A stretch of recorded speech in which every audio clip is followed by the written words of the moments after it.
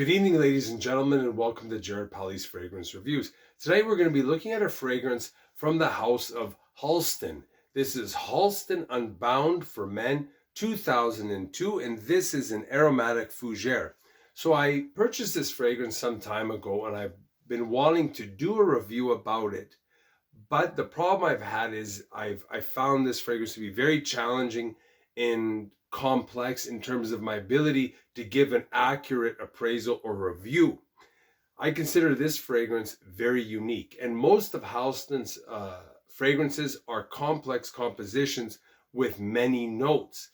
I had to wear this fragrance for quite a long period of time, off and on, for it to kind of grow on me. But from when I initially smelled it to now, I realized that it was a fragrance that had a lot to offer, and it was a matter of me trying to decipher what was being offered in terms of scent aroma.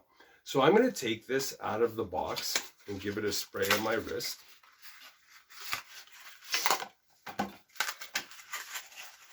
Pretty simple bottle.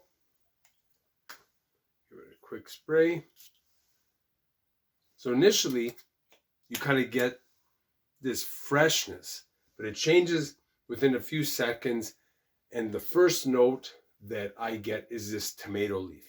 This kind of, and everything is green, it's dense, it's heavy. It's almost like being trapped in vines of leaves. And there's also the smell of a green veggies. And this lasts for maybe about a half hour. But as it starts to dry down, it seems to become stronger, but smooths out. And I get hints of almost like tobacco leaves, even though they are not in the note breakdown.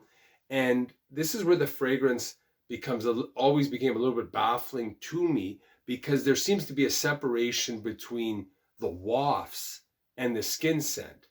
And the skin scent is very deep, this like tomato leaves, these green leaves that are very, very heavy and not so much sharp, but they're very dense.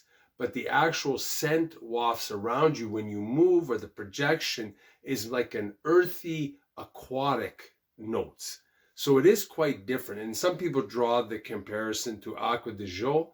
I don't get too much of that, but I can understand that maybe there are remnants from that fragrance in this fragrance. So the top notes are very distinctive, and they're very unique. And I would say there's tomato leaf, there's green leaves, black currant, and palm leaves. The mid notes are white violet, sage, birch, coriander, pimento, and cardamom. The base notes are musk, sandalwood, oak moss, vetiver, nutmeg, and tonka bean. So just a few notes I want to talk about, and I think these 5 notes define this fragrance, and they're very unique. Tomato leaf, which you don't see a lot in fragrances, gives it this like sharp green tooth.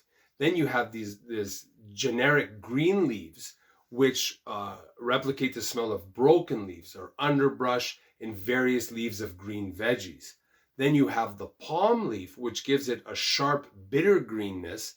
Then you have birch, which gives it this kind of sweet, woody sappiness green. So there's green, green, green. That's the common denominator that runs through this. And these notes dominate the fragrance. There's other ones like cardamom and tonka bean, but you don't really get that much of this. You then have the pimento. The pimento gives it a little bit of a hot, spicy, fiery note. So this fragrance later on, as the hours pass by, it continues to seem to develop these like multi-dimensional facets, and it becomes a little more spicier, maybe a little bit hotter. The green becomes less sharp, and the fragrance becomes more woody. I got about 5 hours from this fragrance. It had good scent wafts, good scent trail, and an average scent bubble. It wasn't a major projector. And like I said, people drew the comparison to Acqua di Gio, but I personally don't get a lot of that. So overall, my final verdict on this is I find this to be a very unusual, unique fragrance. And I don't necessarily think everyone's going to like it. This would be somewhat polarizing. You would definitely have to try before you buy. I like this fragrance, but I don't necessarily love it. But I think as time goes on, I will be able to appreciate it more and like it more. But for now, I like it. I give it a thumbs up, but I don't give it a 2 thumbs up. Some people may find more to it than I do, but I think it is a decent fragrance. It's a great price. And ultimately, your decision on this is you're going to have to smell it. It's not something you want to blind buy because I think, like I said, it can be pretty polarizing. So if you like this video, hit the like button, the subscribe button, the notification bell. Any comments, questions, or experiences you have with this fragrance or any other fragrances by Halston, leave them down below and I'll always get back to you. Thank you for watching. Bye for now.